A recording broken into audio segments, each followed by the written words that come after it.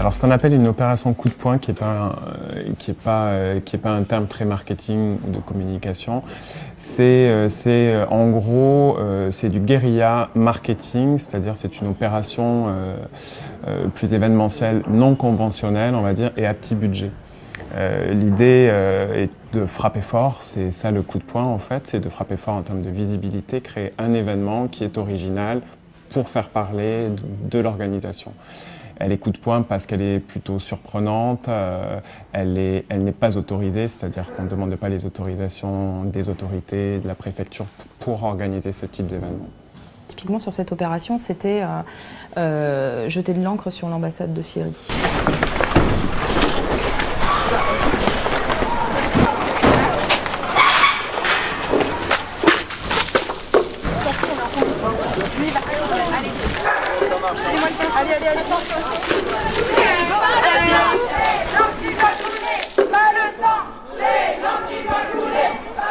C'est toujours un grand moment d'ébullition en interne parce qu'une opération coup de poing chez Reporters sans frontières, c'est une mobilisation de toute l'équipe.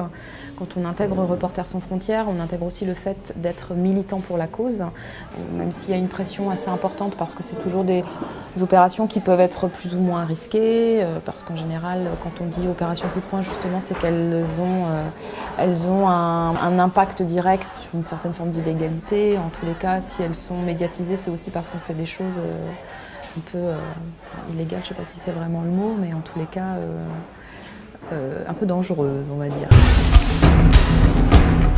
Ici, la liberté de s'exprimer.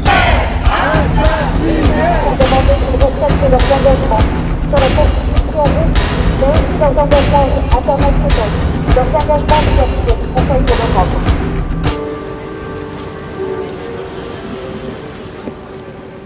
Il y a toujours une prise de risque sur ces opérations coup de poing.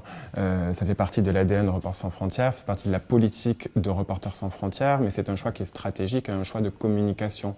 Tout le monde ne prend pas la direction de ces opérations coup de poing qui peuvent être risquées en termes d'image et de visibilité médiatique qu'on peut ne pas contrôler. Il y a une part quand même d'aléatoire sur les opérations coup de poing qui sont non pas violentes, elles sont pacifistes, mais elles peuvent donner une image assez controversée. Pendant Pékin, toutes les mobilisations, le passage de la flamme, et à un moment donné, il y a eu des militants qui ont bousculé une jeune handicapée dans un fauteuil roulant qui est en train de passer avec la flamme. Ça, c'est un aléa en fait qu'on ne peut pas maîtriser, et médiatiquement, on était les mauvais militants qui avaient bousculé une jeune handicapée et que les droits de l'homme n'avaient pas raison de tout.